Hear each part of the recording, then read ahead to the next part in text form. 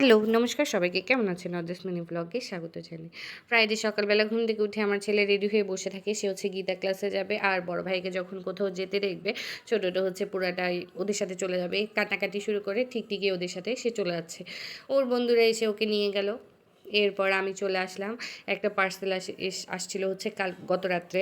কিন্তু ওইটার তখন আমার ওপেন করা হয়নি। কারণ একটু বিজি ছিলাম কালকে থেকে বিভিন্ন কাজ নিয়ে। এজন্য ওটা আর দেখা হয়নি। এজন্য আজকে সকাল আমি আমার পার্সেলটা নিয়ে বসে পড়লাম। আমার পার্সেলে ছিল ২ টা জিনিস, ২ জনের জন্য। স্পেশাল ২ জন মানুষের জন্য ২ টা জিনিস ছিল।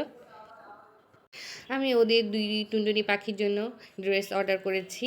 একটা হচ্ছে আমার ছোটটার জন্য, আরেকটা হচ্ছে আমার দেবরের মেয়ে, ওই টুনটুনি পাখির জন্য। আসলে হচ্ছে একটা এক সাইজ মানে ওখানে ছিল ৫টা ১০টা। একটা এক সাইজ ছোট, আরেকটা এক সাইজ বড়। কারণ ওদের মধ্যে হচ্ছে ৬ মাসের ডিফারেন্স। একজন হচ্ছে ৬ মাসের বড়, আরেকজন হচ্ছে ৬ মাসের ছোট। কিন্তু আমি আসলে ওদেরকে বলেছিলাম যে একদম সেম কালার দিতে, কিন্তু ওরা সেম কালার সবগুলো দিতে পারেনি, কয়েকটা অন্যরকম ছিল।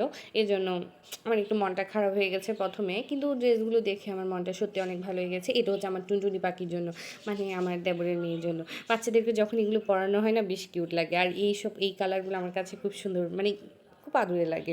আসলে বাচ্চাদের ড্রেস কিনলে এটা মনে হয় যে মানে খুব কসলাতে ইচ্ছা করে। জানি না কেন আমার মনে হয় এরকম লাগে। বাচ্চার ড্রেসগুলো আমার কাছে খুব পছন্দ। এটা হচ্ছে আমার ছেলের জন্য। এইগুলো হচ্ছে এক্সেস বড়। কিন্তু দেখে মনে হচ্ছে আমার ২ টা সাইজই সমান নিলেই ভালো হতো। এক সাইজ বড় আর এক সাইজ ছোট বেশিটুক ডিফারেন্স না, যেহেতু একদম সমান নিলেই ভালো হতো। যাই হোক, তবুও নিয়েছি। কিন্তু ওরা হচ্ছে ম্যাচিং দিতে পারেনি, কারণ ওদের কাছে মনে ছিল না, কিন্তু আমাকে বলেছিল যে ম্যাচিং দিতে পারবে। আমি চেয়েছিলামও দুটোটা যাতে সেম হয়। যাই হোক, ২ টা খুললাম, বেশ ভালো লাগলো ড্রেসগুলো। এরপর আমি হচ্ছে রেখে দিয়েছি, বড়টার জন্য পাইনি যেহেতু ও বাইরে থেকে আসার আগে ঢুকিয়ে রেখেছি। এরপর চলে আসলাম আমি রান্নার কাজে। যেহেতু সকাল রান্না করতে হবে, একদিকে মুগ ডাল আর শশা রান্না করেছি, আরেকদিকে হচ্ছে আলু সিদ্ধতে দিয়েছি। আমাদের হচ্ছে ১৫ দিন নিরামিষ খেতে হবে, এজন্য নিরামিষ রান্নাবান্নাই করব আমি। শাওনও বাড়িতে, ও এখনও বাড়ি থেকে আসেনি, এজন্য আমি বেশি কিছু আর রান্না করব না, এই ২ টাই রান্না করব। আসলে এখন যে ডালই রান্না করি না কেন, মনে হয় অনেকক্ষণ বেশ সময় লাগে। আমি আজকে মুগ ডাল রান্না করতে গিয়ে দেখি কি ১ ঘন্টা মুগ ডালটা ১ ঘন্টা ধরে সিদ্ধ করতে হয়েছে। এরপর একটু ঘুটে দিয়েছি আর পারফেক্ট হয়েছে। আগে ওই সময়টা লাগতো না। আর এটা হচ্ছে আমার ডালের ফাইনাল লুক। ভালো করে তো দেখা যায়নি। যাই হোক, আমি ফাইনাল লুকটা ওরকম করে ভিডিও করা হয়নি।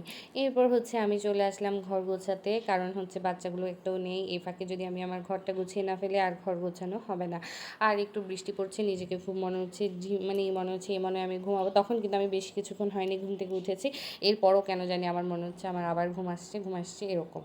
যখনই চিন্তা করি বাচ্চারা যদি বাসায় না থাকে, ঘরটা একটু গুছিয়ে ফেলবো, একটু রিল্যাক্সে বসবো, কিন্তু না, আমার কাছে কেন জানি ওরা চলে গেলে মনটা আরও খারাপ হয়ে যায়, বাসাটা পুরো ফাঁকা হয়ে যায়। আমার ভিডিওটা কেমন লাগলো বলুন।